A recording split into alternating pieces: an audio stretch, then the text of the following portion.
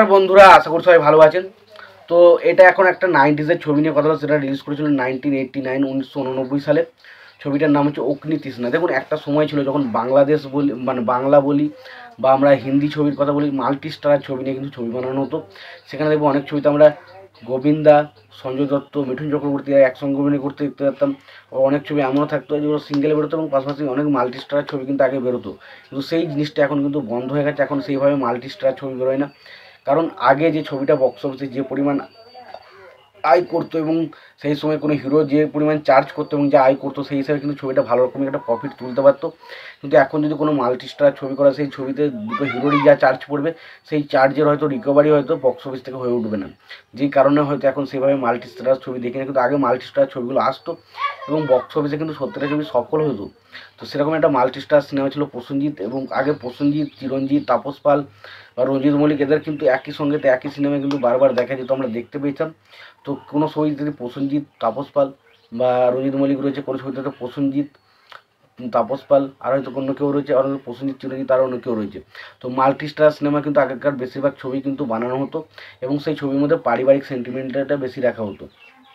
তো এই সিনেমাটা অগ্নি তৃষ্ণা সিনেমাটা যদি আলোচনা করি, তো ছবির পরিচালক হিসেবে কাজ করেছিলেন হচ্ছে অভিজিৎ মুখার্জি, এবং পাশাপাশি ছবির চিত্রনাট্য, সংলাপ এবং ছবির কাহিনী সমস্ত কিছু লিখেছেন হচ্ছে অঞ্জন চৌধুরী। তো অঞ্জন চৌধুরী ছবির কাজ সমস্ত কিছু কাজ করেছিলেন। এবং ছবিটার যা কাস্টিং ছিল, সেই কাস্টিং দেখলে এই মুহূর্তে মাথা ঘুরে যাবে। কারণ ছবিটার কাস্টিং ছিল প্রসেনজিৎ চ্যাটার্জি, চিরঞ্জিত চক্রবর্তী, শতাব্দী রায়, দেবশ্রী রায়, রূপা গাঙ্গুলি, তারপর কৌশিক ব্যানার্জি। তো অনেকে ছিল ছবির মধ্যে। তো ছবির একটা বিশাল বড় কাস্টিং। এই মুহূর্তে রঞ্জিত মল্লিক একটা বিরাট বড় নাম সেই সময়কার।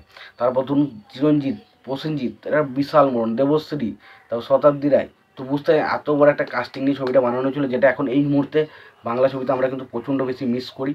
এবং এই ছবিটা সেই সময় কিন্তু প্রচণ্ড বেশি সফল হয়েছিল। ছবির গল্পটা খুবই ভালো ছিল। ছবির মধ্যে আমি বললাম, ছবির গল্প সম্পর্কে বেশি কিছু বলবো না, কারণ গল্পটা বলে দিলে হয়েই গেল। বাট ছবির মধ্যে একটা পারিবারিক অ্যাঙ্গেলে রাখা হয়েছে এবং পাশাপাশি প্রসেনজিৎ এবং শতাব্দী রায় এবং দেবশ্রী এবং চিরঞ্জিতের মধ্যে ছবিটার মধ্যে কেমিস্ট্রি আমরা দেখতে পাই, এবং পাশাপাশি রঞ্জিত মল্লিক একটা সাপোর্টিং ক্যারেক্টার হিসেবে ব্যাপক কাজ করেছিল। ওভারঅল সিনেমাটার মধ্যে যে ডায়লগগুলো রাখা হয়েছিল, মানে আমরা যদি অঞ্জন চৌধুরীর সিনেমার ডায়লগগুলো দেখি না, সেগুলো সত্যি একটা মন, পারিবারিক সিনেমা হলেও সেই সিনেমার মধ্যে ডায়লগ বা ইমোশনাল বিষয়গুলো এমনভাবে ফুটিয়ে তোলা হয়, সেটা দেখতে সত্যিই ব্যাপক লাগে। তো এই সিনেমার মধ্যে সেই জিনিসগুলো ছিল, সত্যি আমি সেগুলো দেখে মজা পেয়েছি।